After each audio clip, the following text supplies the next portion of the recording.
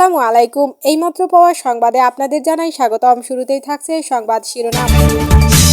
শুরুতেই জানাবো, আওয়ামী লীগকে নিয়েই তারেকের বড় পরিকল্পনা। দিল্লিতে বসে ঘুঁটি সাজাচ্ছেন হাসিনা। জানাবো, মসজিদে ঢুকে নামাজরত শিবির নেতাকে পিটিয়ে জখম। থাকছে বিস্তারিত প্রতিবেদনে। জানিয়ে দিব, জামায়াতের কেন্দ্রীয় কমিটিতে নতুন নেতৃত্ব। থাকছে বিস্তারিত প্রতিবেদনে। সর্বশেষ জানিয়ে দিব, বিএনপি নেতাকর্মীদের বাধায় শ্রদ্ধা জানাতে পারলেন না ব্যারিস্টার রুমিন ফারহানা। থাকছে বিস্তারিত। সুপ্রিয় দর্শক, এতক্ষণ শুনছিলেন সংবাদ শিরোনাম, এবারে থাকছে বিস্তারিত সংবাদ। তার আগে অনুরোধ থাকবে, ভিডিওটি ভালো লাগলে এবং সর্বশেষ আপডেট সংবাদ পেতে চ্যানেলটি সাবস্ক্রাইব করে পাশেই থাকবেন। ধন্যবাদ।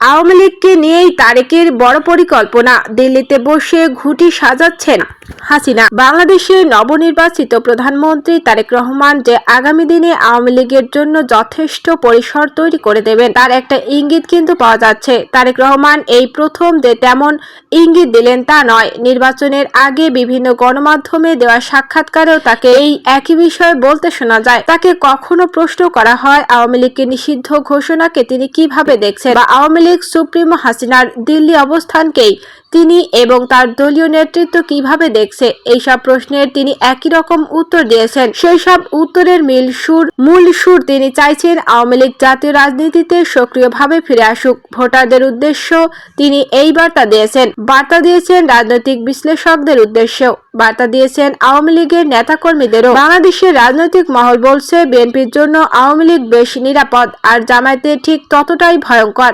বাংলাদেশের রাজনীতিতে বিএনপি আর আওয়ামী লীগ ভিন্ন বিপরীত মেরুর রাজনৈতিক দল হলেও দুইয়ের মধ্যে মিল কিন্তু এক জায়গায়। এই দুটি দল উগ্র ধর্মীয় মৌলবাদকে প্রশ্রয় দেয় না। রাজনৈতিক বিশ্লেষকেরা নিশ্চিত ছিলেন বিএনপি ক্ষমতা এলে তারা আওয়ামী লীগের ফেরার পথ তৈরি করে দেবে। গত চলতি বছর জানুয়ারিতে তারেক রহমানের একটি সাক্ষাৎকার প্রকাশ করে টাইম ম্যাগাজিনে। সেই সাক্ষাৎকারে আওয়ামী লীগের নিষেধাজ্ঞা নিয়ে প্রশ্ন করা হয়েছিল। তিনি সরাসরি উত্তর দেননি, তবে বলেছেন রাজনীতিতে কোনো দলকে নিষিদ্ধ ঘোষণা তিনি পক্ষপাতী নন, তিনি এটা বিশ্বাস করেন না। এই বিষয়ে তার একটা স্পষ্ট অবস্থান রয়েছে। তারেক যা বলছে তার বাংলা তর্জমা করলে দাঁড়ায় কোনো দল নিষিদ্ধ নয়। আর যদি একটি দল নিষিদ্ধ করা হয় তবে কাল আমার দল নিষিদ্ধ হবে, তার নিশ্চয়তা কি?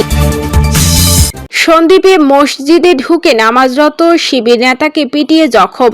চট্টগ্রাম জেলার সন্দ্বীপের বাউরিয়া ইউনিয়নে তারাবি নামাজ চলাকালীন মসজিদের ভেতর থেকে ছাত্র শিবিরের এক নেতাকে টেনে বের করে পিটিয়ে জখম করার অভিযোগ উঠেছে। ইউনিয়নের ৫ নং ওয়ার্ডের জমির মাঝির মসজিদে ন্যক্কারজনক এ ঘটনা ঘটে। আহত জিহাদ বাউরিয়া ইউনিয়ন ছাত্র শিবিরের সেক্রেটারি বলে জানা গেছে। প্রত্যক্ষদর্শী ও স্থানীয় সূত্রে জানা যায়, রাতে জমির মাঝির মসজিদে তারাবি নামাজ চলাকালীন জাসিব, নীরব ও নাইম সহ একদল ব্যক্তি ভেতরে প্রবেশ করে। তারা ইবাদতরত অবস্থায় জিহাদকে জোরপূর্বক টেনে হিচড়ে মসজিদের আঙ্গিনায় বের করে আনে। পবিত্র রমজান মাসে মসজিদের ভেতরে ঢুকে এমন বর্বরচিত হামলায় সাধারণ মুসল্লিদের মধ্যে তীব্র ক্ষোভ ও আতঙ্ক বিরাজ করছে। এ বিষয়ে সন্দ্বীপ থানার অফিসার ইনচার্জ ওসি জায়েদ নূর বলেন, ঘটনাটি জানার পর থেকেই পুলিশ তৎপর রয়েছে।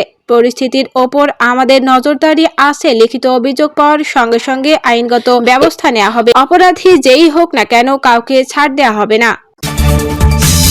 জামায়াতের কেন্দ্রীয় কমিটিতে নতুন নেতৃত্ব। ২০২৬ থেকে ২৮ কার্যকালের জন্য জামায়াতে ইসলামী নতুন নায়েবে আমির, সেক্রেটারি জেনারেল, সহকারী সেক্রেটারি জেনারেল এবং কেন্দ্রীয় নির্বাহী ও কর্মপরিষদ গঠন করা হয়েছে। মগবাজারে দলের কেন্দ্রীয় কার্যালয়ে অনুষ্ঠিত মজলিসে শুরার ভার্চুয়াল বৈঠকে সব পদে নতুন নেতৃত্ব নির্বাচন এবং সংশ্লিষ্টদের শপথ অনুষ্ঠিত হয়। জামায়াতে ইসলামীর আমির ও জাতীয় সংসদের বিরোধী দলীয় নেতা ডক্টর শফিকুর রহমানের সভাপতিত্বে অনুষ্ঠিত বৈঠকে নায়েবে আমির, সেক্রেটারি জেনারেল, সহকারী সেক্রেটারি জেনারেলরা অংশগ্রহণ করেন এবং কেন্দ্রীয় মজলিসে শুরার সদস্যরা ভার্চুয়ালি যুক্ত হন।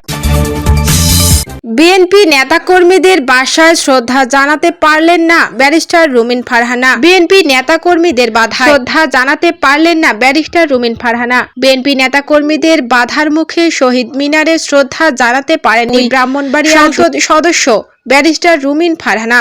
উত্তেজিত নেতাকর্মীরা ছিঁড়ে ফেলেছেন রুমিন ফারহানার পুষ্পস্তবক। দিবাগত রাত 12টার দিকে সরাইল উপজেলার কেন্দ্রীয় শহীদ মিনার প্রাঙ্গণে এ ঘটনা ঘটে। এ ঘটনায় উত্তেজনা ছড়িয়ে পড়লে কর্মী সমর্থকদের প্রহরায় শহীদ মিনার এলাকা ত্যাগ করেন রুমিন ফারহানা। প্রত্যক্ষদর্শীরা জানান, আন্তর্জাতিক মাতৃভাষা ও শহীদ দিবস উপলক্ষে শহীদ মিনারে শ্রদ্ধা জানাতে রাত 12:15টার দিকে শহীদ মিনার প্রাঙ্গণে এসে পৌঁছান রুমিন ফারহানা। এ সময় পুষ্পস্তবক নিয়ে শহীদ বেদির সামনে দাঁড়িয়েছিলেন রুমিন ফারহানা ও তার কর্মী সমর্থকরা। এ সময় বিএনপি নেতাকর্মীরা এসে রুমিন ফারহানাকে উদ্দেশ্য করে ভুয়া ভুয়া স্লোগান দিতে থাকে। এ নিয়ে দুই পক্ষের মধ্যে উত্তেজনা তৈরি হয়। এক পর্যায়ে রুমিন ফারহানা পুষ্পস্তবকটি ছিঁড়ে ফেলেন বিএনপি নেতাকর্মীরা। পরে পুলিশ হস্তক্ষেপে পরিস্থিতি নিয়ন্ত্রণে আসে। পরে পুষ্পস্তবক অর্পণ করতে না পেরে কর্মী সমর্থকদের প্রহরায় শহীদ মিনার এলাকা ত্যাগ করেন তিনি।